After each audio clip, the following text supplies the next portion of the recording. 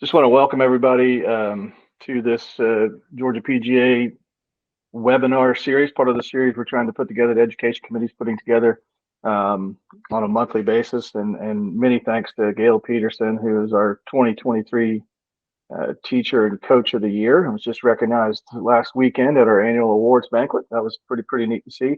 But Gail is on the committee and obviously passionate about teaching and coaching, and was fortunate enough to get Justin to join us tonight. So Gail, I'm going to turn it over to you and let you lead the night. And as we said, this will be recorded and shared to our membership and put out on our website for content for people to watch.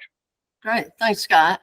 Hi, everyone. Thanks for joining us tonight. We're here with Justin Parsons. And if you saw the flyer and saw his resume, he's a very trusted and successful teacher and coach to many top tour players. We at Sea Island are very fortunate to have Justin here. He joined our staff. What is it, 5 years ago, Justin? 5 years. Can't quite believe it, Dale, but yeah, 5 years ago. I thought that was about right. And where he teaches all levels of players, but mostly low handicap and tour players. Coming here from the Butch Harmon School of Golf in Dubai is learned from one of the best. Our topic tonight is taking a player from good to great. How do you like that topic, Justin? Well, I was thinking about it. I'm very flattered, because as you know, Gail, a lot of the golfers that I've been fortunate to work with at Sea Island really were very, very good players before I ever turned up. It's a big responsibility to be looking after players who, have already had a good history or pedigree, and you're obviously trying to make the right decisions to take their careers in the right direction. And it's a big responsibility because they're playing for their living, and they've got bills to pay and mortgages to pay and kids to rear, and I take it very seriously, but I hope I do it with a bit of a sense of humor along the way too. Well, that's great.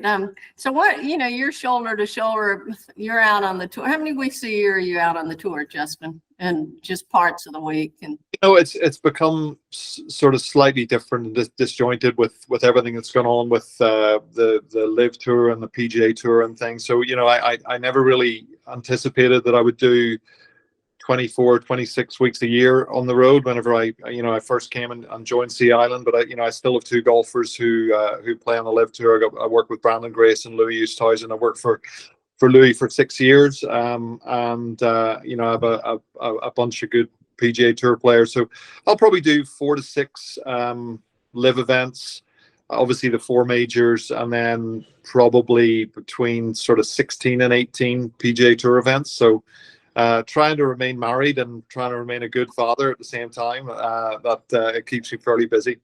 Yeah, so I think, didn't you tell me you celebrated Valentine's Day this weekend since you were out of town? Yeah, celebrated Valentine's Day in Los Angeles on my own with one of the caddies, having a red curry with Harris English's caddy Eric. So it was nice to get home. It's nice to get home on the weekends. I still I marvel at how well these golfers do. Luke List, one of the guys I work for, we'll talk about that. That was his 4th week in a row. Harris English's 4th week in a row. These are long weeks these fellas put in, and I know they're handsomely paid for it when they play well, but it doesn't come without its stresses and strains on the mental and physical side of them as human beings and as athletes. So what do you think? You shoulder to shoulder with a lot of the best players on the tour and the good players on the tour. What do you think separates the good players on the tour from the great players on the tour, Justin? I think that the great players on the tour have a model of consistency that bleeds down from their abilities physically and their abilities technically and their abilities mentally, really, to stay in the correct kind of headspace. It's amazing to watch how many of these really good players become unrattled by anything that was going on. Even yesterday I watched the Genesis event, and like Patrick Cantlay had a terrible day yesterday by his incredibly high standards, but he really didn't exhibit any real emotion whilst going through that. And I think there's a certain amount of that again, I don't see from the really good players. I think the really good players, when they're having when they're having difficulties and when they're having encountering situations that are hard for them, they seem to exhibit a little bit more emotion. You know, it was interesting to watch Xander and Patrick, you know, collectively having a terrible day as best mates, and they really weren't showing it on the outside. So, you know, with that being said, I think technically the way that the best players are working these days, you know, that's one of my, I guess, my 2024 New Year's resolutions is to give myself a little bit more freedom. If the guys aren't putting the club on the ball the way I want them putting the club on the ball, if the movement isn't the way I want it to be a little bit more forthright. You know, as an example of that, you know, Harris English this week was, you know, he was kind of spinning the ball up in the air a little bit too much. He was losing a couple of shots to the right, which he doesn't mind. He hates losing shots to the left. And on Thursday after his morning round, we went back to the range, and I said, look, I don't think you're doing what we've been trying to do very well. I think, you know, he needs to set a little bit more shape into the golf club in the backswing, make the movement into the golf ball a little bit more rotary, get the handle down a little bit. That should flatten his flight and allow him to hit some of the more the flatter sort of 3/4 shots and wedge shots a little bit better. And you know, sometimes you go out on a limb, and having done that, he had a great 3 days, particularly with his long game and with his driver. So I was kind of thrilled with that. But it's there's a lot of decisions you've got to make. You know, Butch always said to us a lot of times, it's the things you don't say. You've got to be very careful with not saying the wrong thing at the wrong time with really good players. But I guess when you get a little bit more success at the highest level, you get a wee bit more confident to be able to, you know, do the things that you really want to see done. So, you know, you do a fabulous job with a lot of things, but your interview, like, you get the history of the players, their thoughts, their training, preparation, performance, and their goals. And then after this part of the session, you know, how do you decide where to start?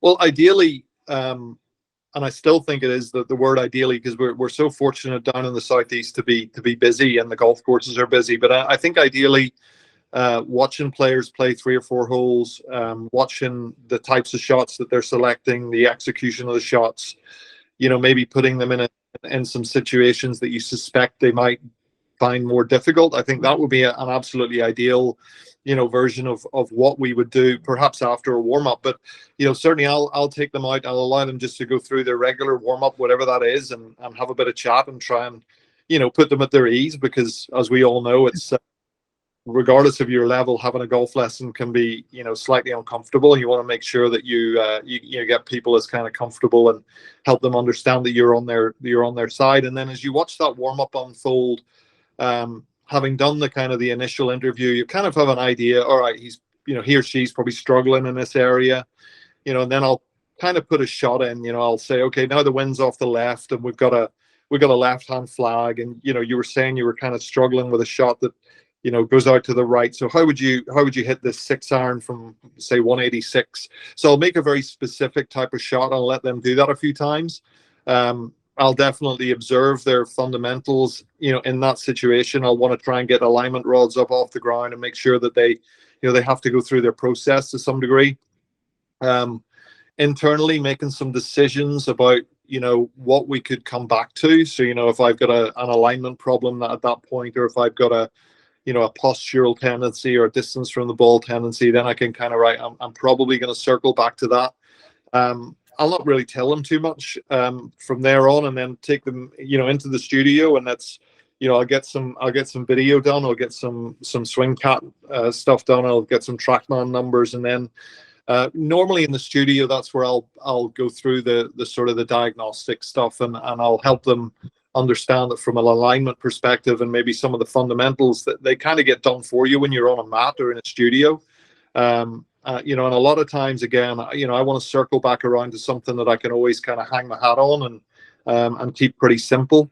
And then from there, you know, going into the swing movements in a little bit more detail as time ensues. But, you know, I think it's very important for you not to have to throw the parachute out too many times with good players. You know, you need to know the direction you're going pretty quickly, and understand that if you can make it a fundamental type of flaw, if you like, and then make the swing happen, make the swing work happen from that fundamental flaw. You can always go back to the fundamental thing that they're doing wrong, which I think is, is something certainly that I've tried to do over the last 3 or 4 years. And again, going back to like what I talked about before, I think when I arrived at Sea Island, I was really wearing very much a coaching hat. I was trying to get people to practice more efficiently. I was talking to people about shot selection and the mental side of the game. And I think being able to have that alongside a really good approach to the golf swing and know where to fire your arrows, so to speak, I think is really valuable with good players. And as I've got a couple to the highest level, a couple of Ryder Cup players and stuff, it's occurring to me that you really can't admit very many holes in your technique at that level, and you've got to really get them moving properly. And again, that was kind of one of my New Year's resolutions 2024, not to rest until the move the way I wanted it to be. Oh, that's good. Now, I've heard you say any lack of commitment cannot be solely diagnosed a swing issue. And we hear that all the time from a lot of our players, all different handicap levels, that they blame the swing for everything. I mean, they looked up or didn't keep the left arm. That's a different level than you're teaching. But when watching and talking to your players, how do you know, and what are the ways that you help them with commitment and trust? I know I hear you talk about triggers and different things, but how do you know when you're watching them that it's not the swing, but it's either nutrition or fitness, or how do you determine that, or what they're thinking? I think that I think during the diagnostic sort of scenario, I mean, even if you're working with a player who was, maybe a little slightly less able, let's say, and it was a 7-iron and it was 150 yards and it was a good lie, and you can talk through the situation to a point where you can kind of recognize, well, is there any doubt? If there's doubt in a player's mind, and I'm the first one to admit that, when I'm confident with a golf club in my hand, I can still do some cool things with a golf club, and that doesn't happen as often as I'd like it to. But when I'm not confident or not committed, that's when things and mistakes start to happen and the movements aren't quite as good. So I think, the first thing I'll try to do is, I'll ascertain whether they can become committed to a shot, and perhaps even try and ensure that they're committed to a shot. And a notable example, before we got Harris going really well, I was out at the practice facility at the University of Georgia in Athens, and we had a sort of a simulated situation about 180 yards, 182 or something like this, to a left-hand flag with wind off the right. And I'd said to Harris, okay, there's water left of this flag. I said, so what would you do? And he goes, well, it's probably going to be like, I'm going to aim 25 feet right of the flag. And I'm thinking, okay, that's correct. And he said, all right, so when I get set up to that, I'd probably aim another little 10 feet to give myself a little bit more wiggle room, because I think normally I pull the ball. So now I'm aiming a little more right, and I'm going to try and fade it. So with Harris, he'll come over that and he'll pull it, and he's got the wind on his, on the wrong side as well. So that was a situation where you could really quite quickly recognize that, this player had some negative thoughts going through his head. He was trying to offset those negative thoughts by incorrect fundamental use, and then with that, it was causing a knock-on effect with his mechanics. So I would encourage, anyone who's going down that road to be very clear on the type of shot that the player's going to hit. Again, even if it's not a very advanced player, like we're trying to hit a 9-iron from 100 yards onto this green. Okay, we're going to be able to hit the ball first and then turf after the ball, and we're going to try and land it somewhere in this large area. And as long as the player's committed to what they're doing, then at least you can again diagnose the golf swing stuff with a little bit of clarity. Oh, that's good.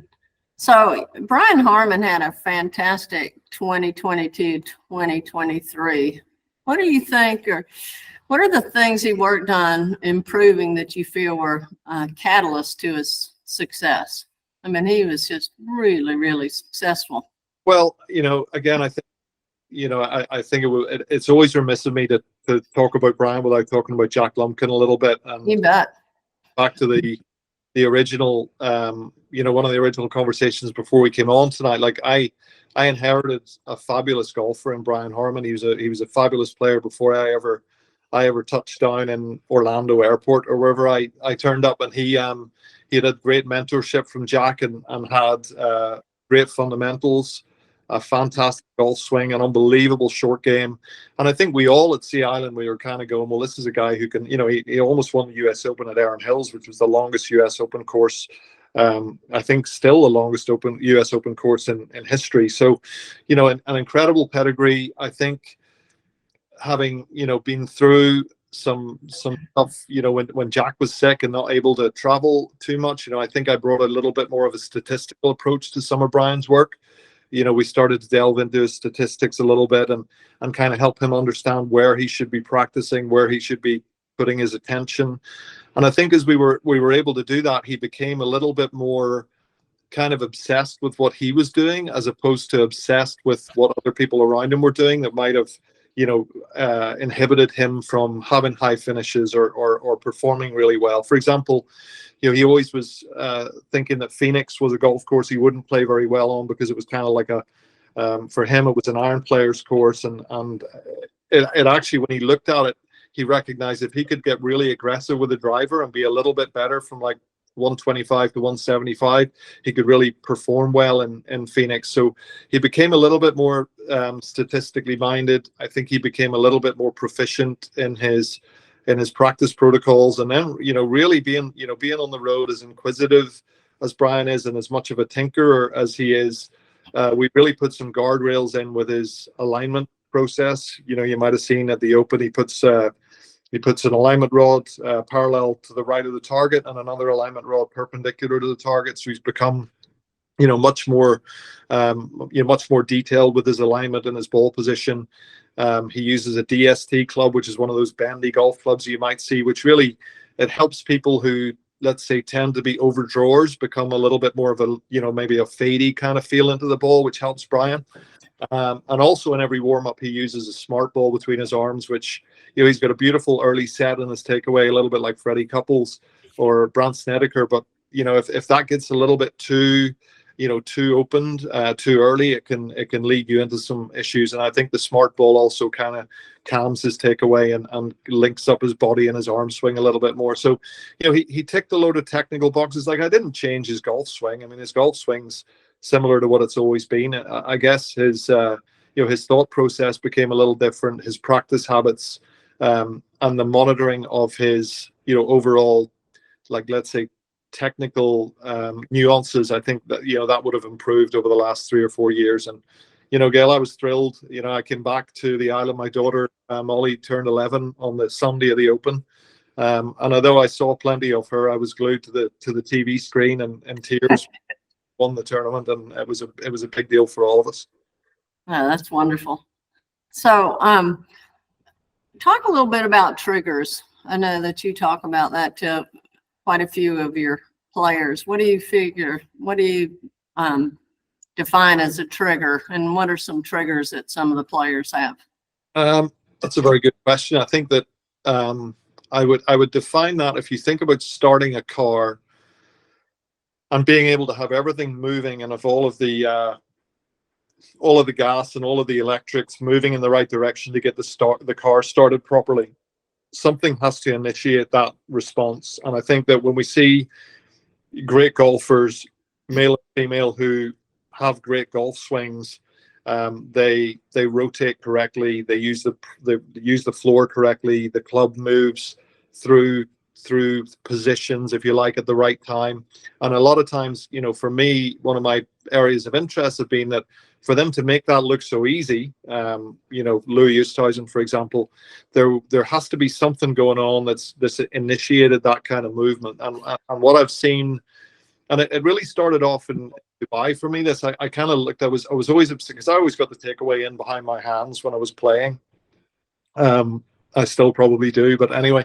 And I remember thinking that, the takeaway is such a difficult thing, and I can't figure out why I find it so difficult to do it. And we had a lot of good players through in Dubai. We had Rory McIlroy over the years, and fortunate to use the AMM system. TPI 3D was the software, and I kind of delved in a little deeper to the takeaway sequence, and I recognized that We used to say, well, the club needs to move first, and then the arms, and then the body, that in this kind of sequence. And I recognized that, at the very beginning, there was a slight difference in the way the shaft would be pressurized. So there would be a little bit of a grip change, or a little bit of let's say a grip pressure change, which would start off the sequence of movement. And that was prior to the golf club head really doing an awful lot.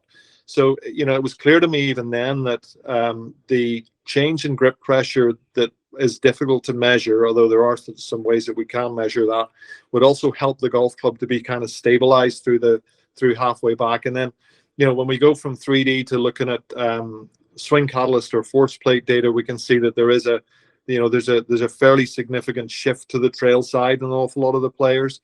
There's also a fairly significant trail to the front part of the trail foot for a lot of players. So there's a lot of triggering that's happening to initiate weight shift, initiate rotation, and to manage the golf club. That's evident. You watch Rory McIlroy, and he's got this beautiful little. Davis Love does this as well. A beautiful little bounce to and fro of the club head just before the club gets moving, which means the golf club must be alive in his hands. And then he has a nice little change in knee flex. From the down the line camera, the left knee will disappear and the right knee will kind of move forward a little bit. So he's pushing pressure into the front of in his case, his right foot, and he's also shifted weight into that trail side a little bit. So I think when you see elite level golf swings, Louis does a very similar thing to Rory. Davis does a very similar thing to Louis. When you see elite level golf swings, a lot of the time you see elite level triggering. And, I think if you can then teach triggering a little bit, you can perhaps get to the correct side of making them swing the club properly. I mean, Ben Hogan used to do this beautiful little two-step thing.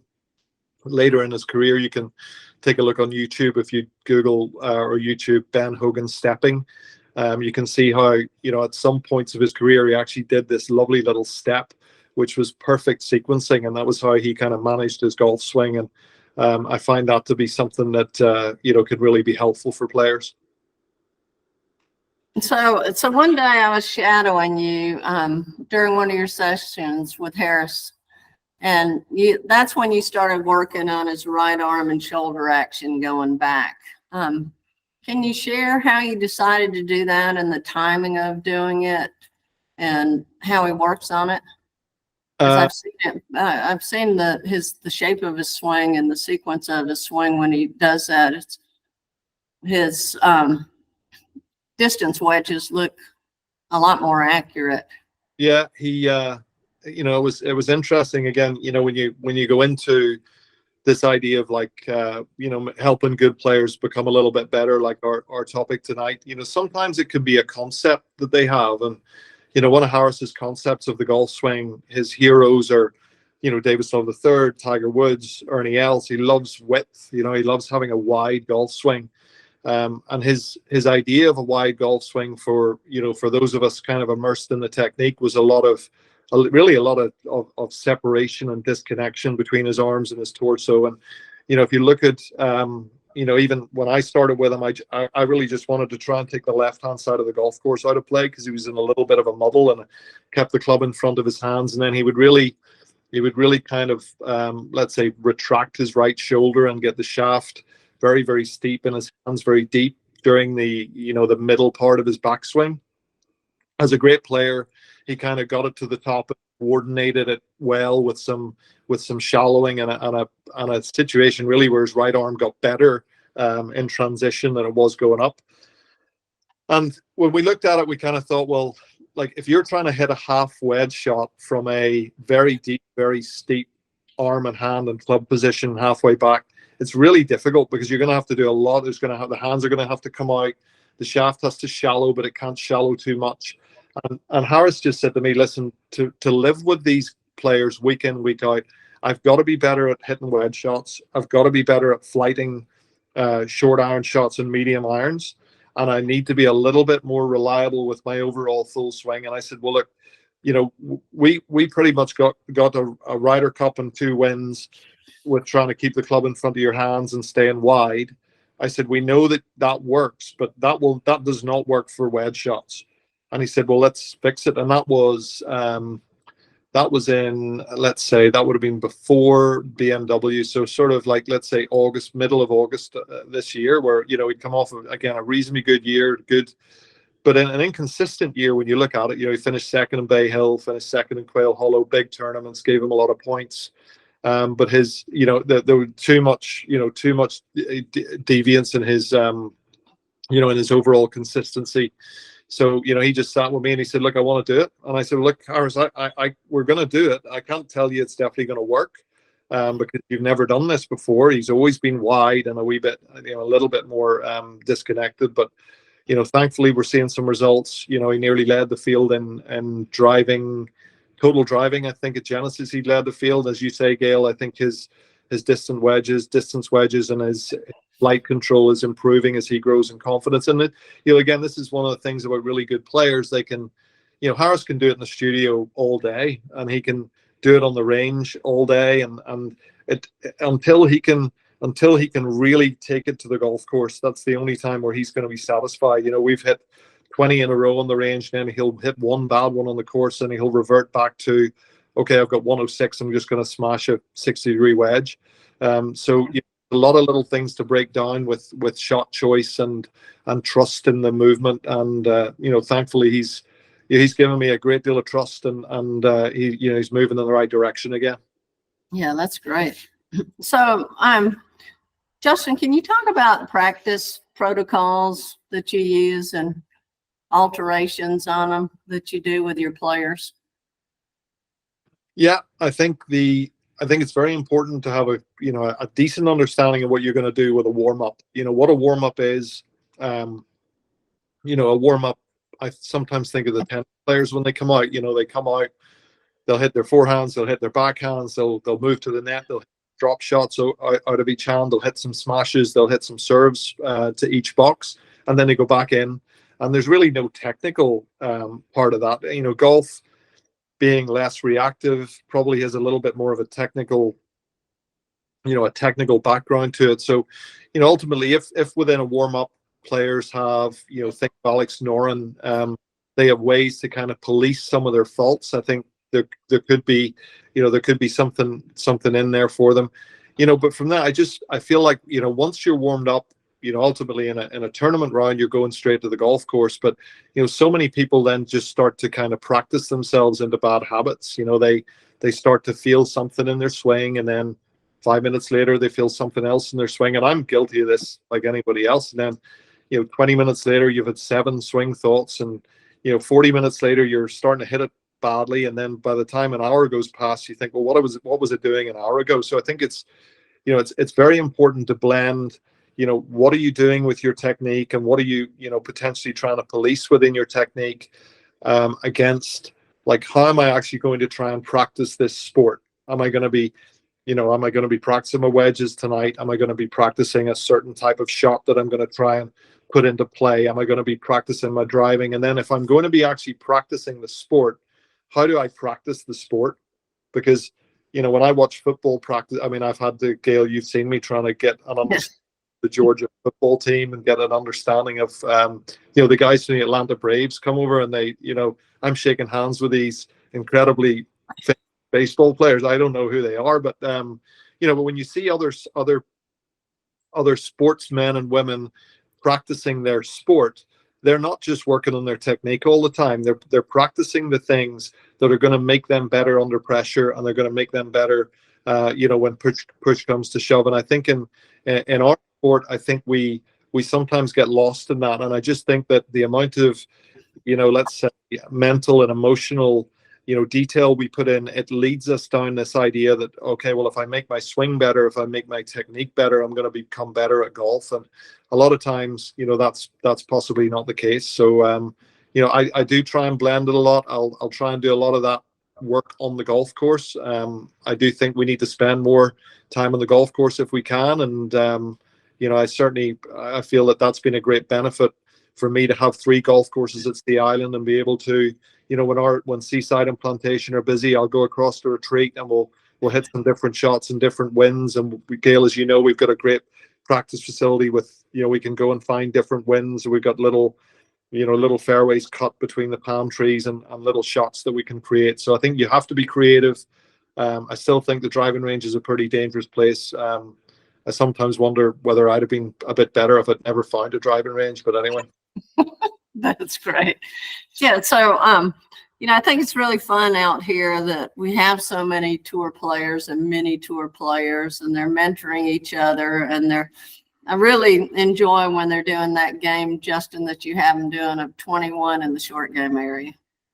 Will you talk about that? So your performance games, I think that's what we're getting better at here, don't you? I know I am, of doing more performance games. If I can't get to the golf course, for sure, but doing not just block or skill development training, but definitely more games, and they compete against each other and gamble probably, I don't know, but the interesting thing with that, again, when I kind of arrived over here, I looked at the way the players were when they left college to where they were, like, let's say after 2 or 3 years on tour. And I sometimes think of golf in like a 3 to 5 year cycle. I think of like what you were doing 3 or 4 years ago is in the bank, and it's still going to be there through that period, and then it kind of may dissipate a little bit.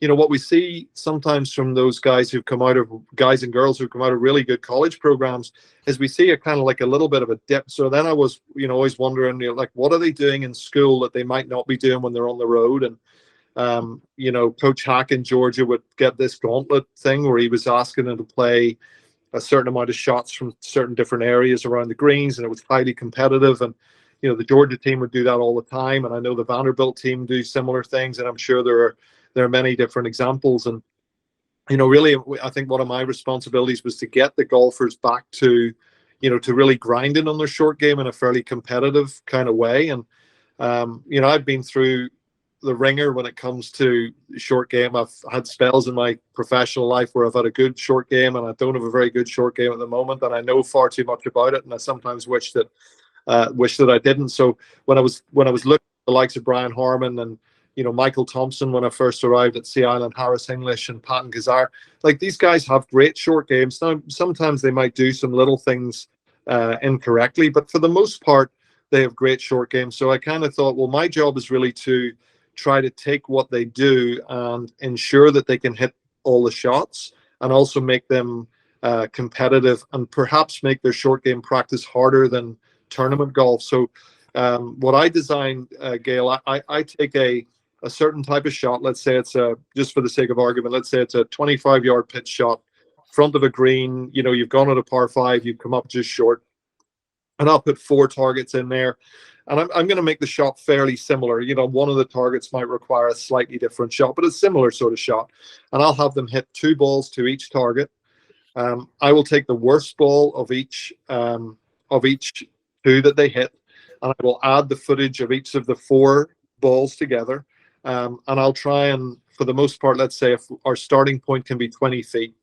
So if those players are hitting their worst ball, culminate of 4 inside of 20 feet, that means that their average worst ball is inside of 5 feet. And we know that the players on tour that we're talking about don't miss that many putts from 5 feet and closer. So for me, it was like, I'm adding pressure. I'm diagnosing different areas.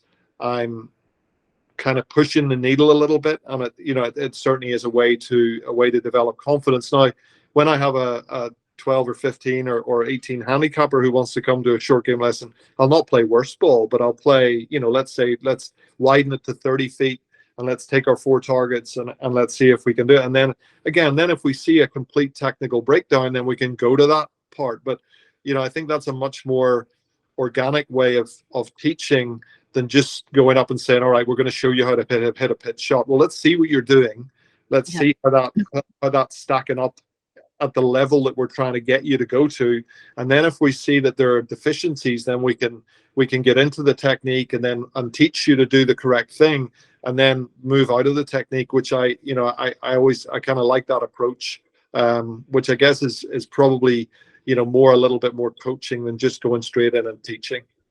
Yeah. So that game that I think, isn't it Patton and Dalton play all the time? Dalton's really getting really great with his short game by playing that game 21. I was out there one day and they were playing, you know, how they one, like if you and I were playing, you'd hit a shot, then I'd hit a shot, and you'd hit a shot, and I'd hit a shot, and then you'd do, you know, if they sank it, it was 3 points. If it was closest, it was 2. And if it was second closest, it was 1. And they played a 21, but they'd have to win by 2. So they were out there one day and I said, well, who won?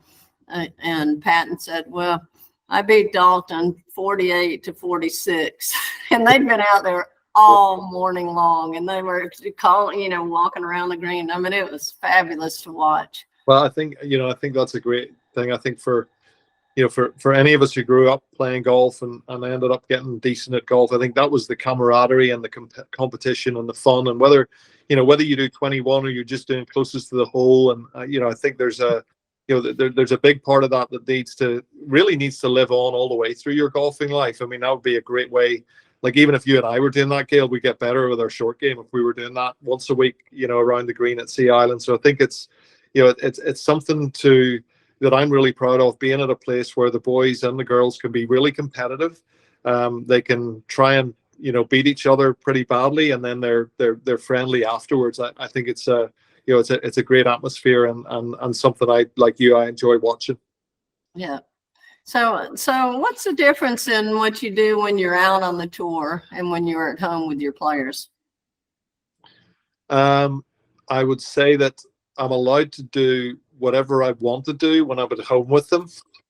And I'm very careful of not doing exactly what I want to do when I'm on the road. You know, I think it's been something, having Butch Harmon and Claude, who's one of my best friends, as mentors to me, has helped me to understand, you know, what that type of life is like for them, and how important it is for us to be, you know, assisting them and to be helping them and to be giving them a kick in the ass when they need it, and to be given, you know, putting an arm around them when they need it. So, you know, it's so case by case. You know, I stood there on Thursday night at Riviera and watched Brian Harmon hit, you know, 100 drivers. He's just not happy with where his driving's at. You know, we went to Dubai together. He's been on the road a lot. He's away from his family. He's just trying to get something that's gonna give him a bit of a spark in LA. You know, Scott Tway, his caddy, and I are listening to him, and I'm kind of, as long as he doesn't go completely off topic, we're letting him run with a few different thoughts and a few different ideas. Because, you know, when they're a bit fatigued like that, they just need a bit of a spark. Is he staying on his plan right now? I mean, no, but he and I even talked. We said we'll get back on it. He's going to have this week as a bit of a rest week, and next week we'll get back on it with a Florida swing coming up. You know, Luke List hit some subpar fairway bunker shots in Phoenix, and we went straight to the fairway bunker on Tuesday morning, and we hit a bunch of shots. I was absolutely thrilled to see him hit a beautiful fairway bunker shot on hole number, I think it was number 7 yesterday. My heart was in my mouth because we'd worked. I'd said to my wife, I said, you know, we worked on these shots. He went, oh, he'll be able to do it. I'm thinking, well, I hope so. A lovely shot in fairly close to the hole. So, you know, you're very much responding to, you know, to where they are. You're trying to make sure they don't deviate too much from the technical plan, and more so, Gail, you're trying to give them confidence. You know, you want to give them confidence in what they're doing, confidence for the week ahead. I think if you can give golfers confidence, you know, as you're teaching them and coaching them, I think it's an invaluable, you know, part of what we do, and that means you've got to communicate clearly. You've got to understand them a little bit. You've got to be thoughtful. You've got to get on board with where you feel like they are, and I think, again, if you can make every golfer a little bit more confident after they spend time with you, I don't think your lesson book will ever be empty. So I have a question from one of the gents here, the mates here, so you know who that is. Okay. And let me play this video so you can hear it. Let me turn it up enough. So you'll recognize this voice as soon as you hear it. I dread to think. Let me. What does peggity ball mean? Did you hear that? They there's, hopefully most of you understand what I'm talking about with a fairly diluted Irish accent. The boys still, we struggle. The Northern Irish accent struggles with certain words. How we say how, so there's a bit of nuance. I've had to soften it, Gail, over the years. When I was teaching, some Lebanese person to play golf in Dubai, and I had a strong Irish accent, I wouldn't have got very far. So I had to kind of soften it out. Yeah, David, I asked him if he had any questions. He said, ask him this one. Yeah, so you've been working, you've been working with a company and a player on brain mapping. It's very interesting. Please share how this works and how the player uses it. Yeah, I think there's an ever growing part of our professional space that's going to be a lot to do with getting people into the right headspace to be able to play golf. And we all know how difficult golf is, and even the most talented players in the world find it extremely hard on occasions. And the NeuroPeak people have done a great job in helping us to understand how breathing can have a big impact on. And please excuse me for my very let's say novice neuroscience stuff here. Anybody else who's much more qualified than me who's watching or listening, but they've done a really good job in helping us to understand how breathing can affect the state of the brain, and they've got some great systems. Some of the great quarterbacks in the United States have used those systems. Some of the best players. We've had one player, and really just I would say that the brain mapping is helping us understand the way a person's brain is firing, the different firing patterns within that brain, and is helping us to recognize that if there's something that a player is exhibiting, whether it's stress or overthinking, is there something within that firing pattern, or is there some sort of training system within that firing pattern where we can rearrange the firing pattern to result in the behavior that we're looking for from the player. So very complicated, Gail, way out of my pay grade. I sat and listened and learned as much as I could. It's very interesting. It's one of those things. It's kind of like doing your TPI level 1. It's like they do it and they go, well, this looked a little bit different and this could have been a little better. And you're thinking, oh yeah, okay, I can understand that. And things begin to make a bit of sense. So I think that's where we're heading in the next few years. And again, for those of you, teaching beginner golfers and players who you're really having to craft the movements and things, we're still going to have to do that. We're still going to have to teach them to play, to hit the golf ball well and put the club on the ball well, and all of the drills and the exercises and things that we use for that. But we're certainly at the highest level and at the competitive level, we're ever more realizing that the brain is the part that can get you ahead and can leave you behind. I think, was it Bobby Jones who said that it was the 4 inches between your ears that was the biggest hurdle, and I think he's probably right. Yeah. So, hey, Michael, do you want to ask if there are any questions from anyone that's online right now? Yeah, we can do that. I have some more, but I'd like to give everyone time to ask Justin whatever they'd like to know. As long as it's not another silly question about my accent.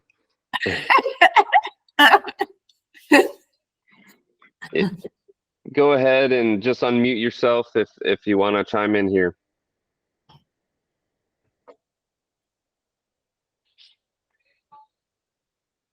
Anyone have any questions?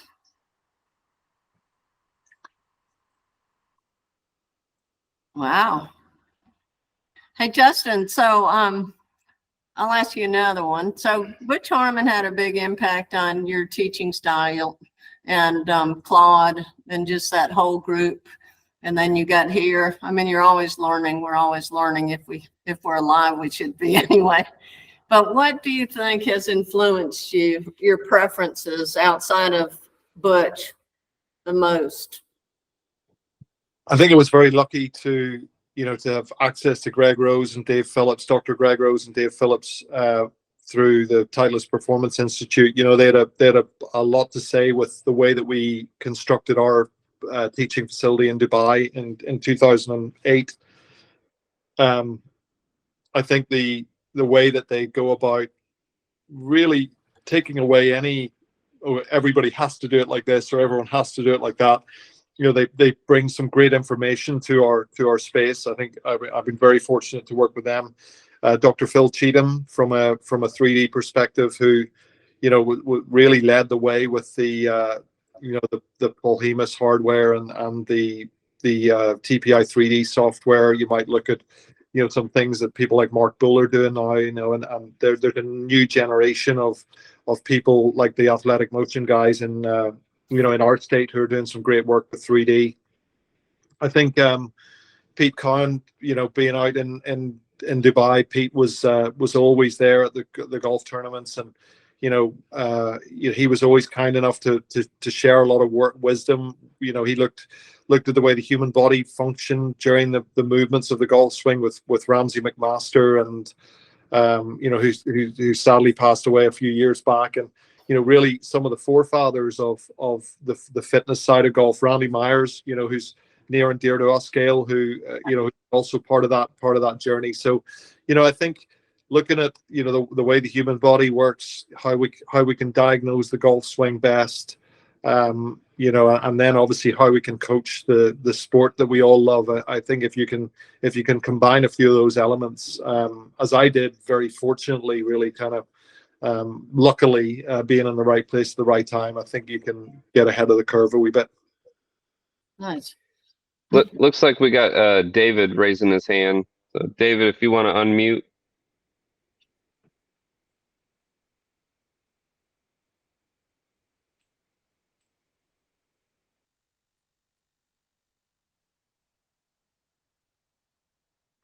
Maybe not.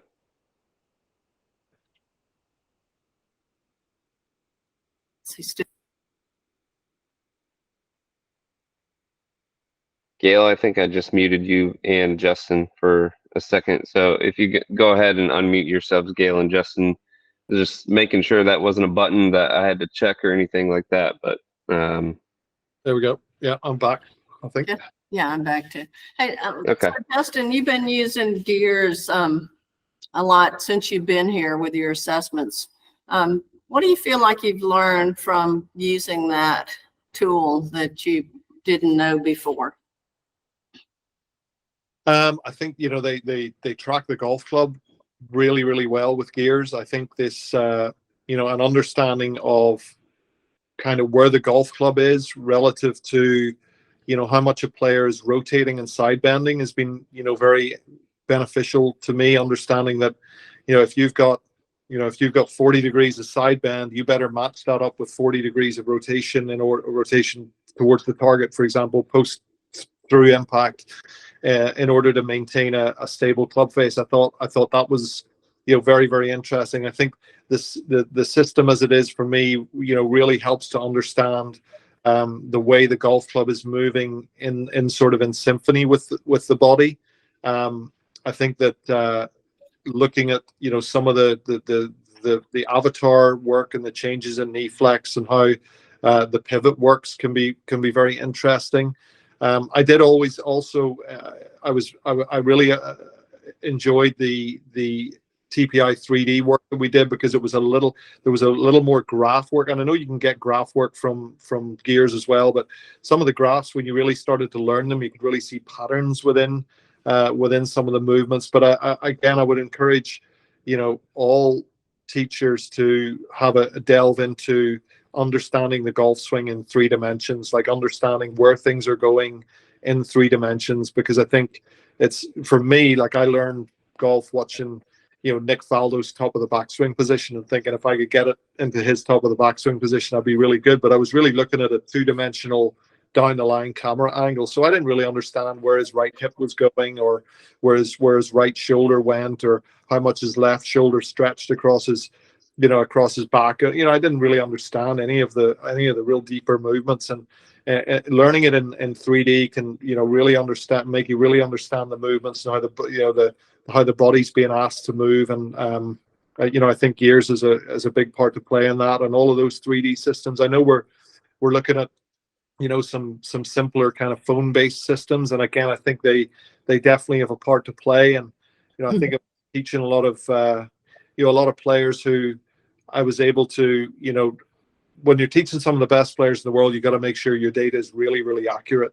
But certainly from an understanding perspective, I think if I was teaching some players who I didn't have to be absolutely on the ball, like I'm not going to look at this in 6 months and start to figure out, well, this is what you did when you won the Open Championship and this is where we are now.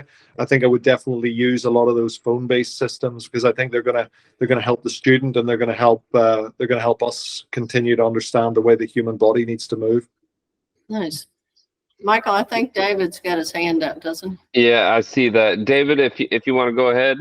Yeah, well, first of all, I had to find out that I wasn't as smart as Google Meeting. So now that I have that straightened out, I do have a quick question for you, Justin. Can you talk more about ball position and what you talk to about the professionals when you're talking about ball position?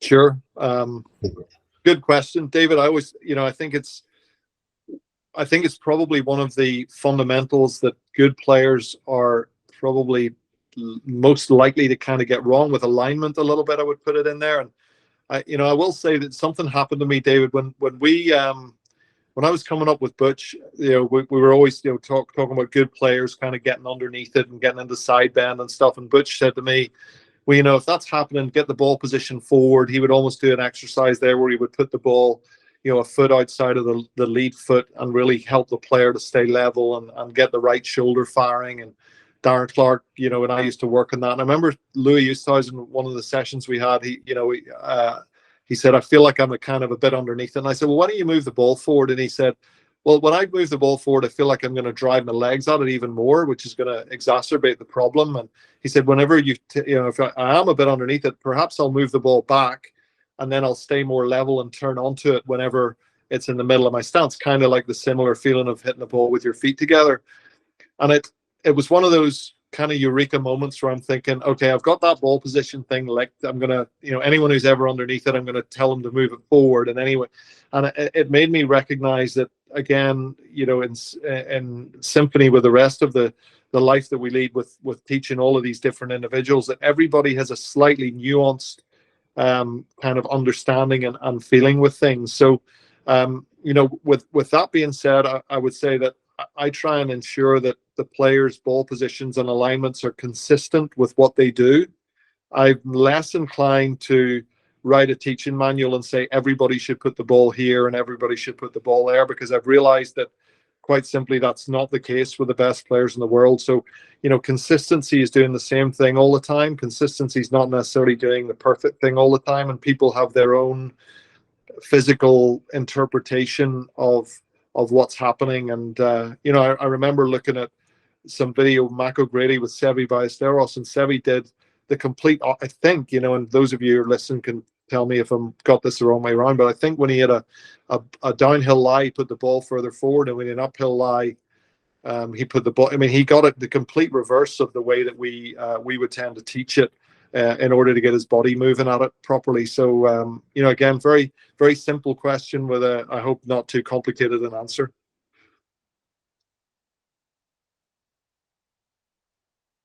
I think are we muted again here, Gail?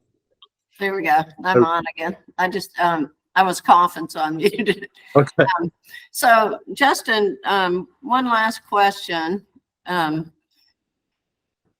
you do the same thing with single digit players versus your tour players? One of the pros here wanted me to ask you that. And an example would be the pro that you had this morning. Was that more of a club pro that you had this morning versus your tour? Been a fairly consistent kind of in and around that match play in the US Amateur, I think, Tyler.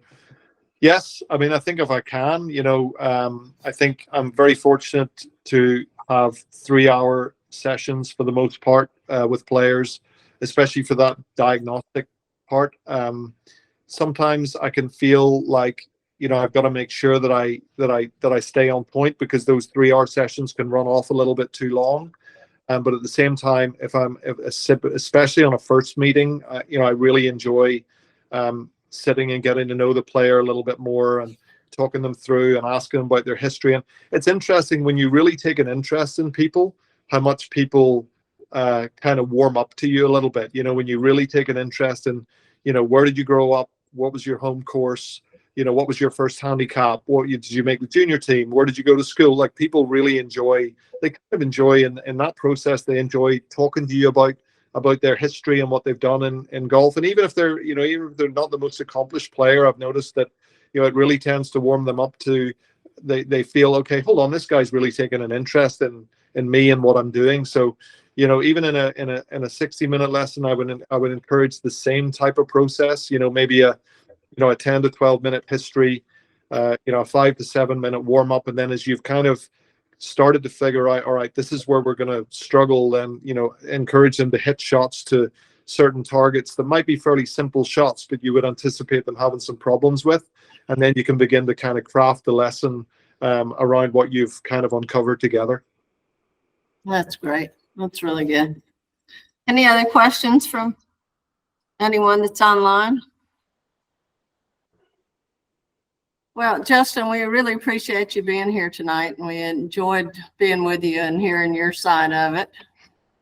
It's always great to, you're in and out of town. It's always great to chat with you when you're here. You're so accessible and so much fun to be around. So we enjoyed it. Well, Gail, I can't tell you how much it means to do this with you. Congratulations again on your award. I'm trying to follow in your footsteps and get a few wins along the way. And I'm very fortunate to be at Sea Island with a great group of people. I know our professional staff has changed a wee bit even since I've arrived, but I think we still do things the right way, and I'm thrilled to be here. Thank you so much. Thanks, Scott and Michael. Yeah, Justin, thank you very much. And Gail, thank you. This was awesome from a golf administrator standpoint. That's never given a lesson in my life. Quite frankly, I've only had a few. I picked up a few things, and just the wealth of knowledge is unbelievable in what you do day in and day out. So thank you for this. I think it's going to be so worthwhile for our PGA professionals to see this. And thank you. You touched on what goes on at Sea Island there. We are so fortunate to have that in our section, and we really need to tap into that a lot more. So Gail, count on a few more of these. So this is great. But again, Gail, congratulations again on your award. Thank you. Justin, thank you. And like I said, we'll have this out for all of our members to see, and it's pretty special. So thank you very much. All right. Thanks a lot.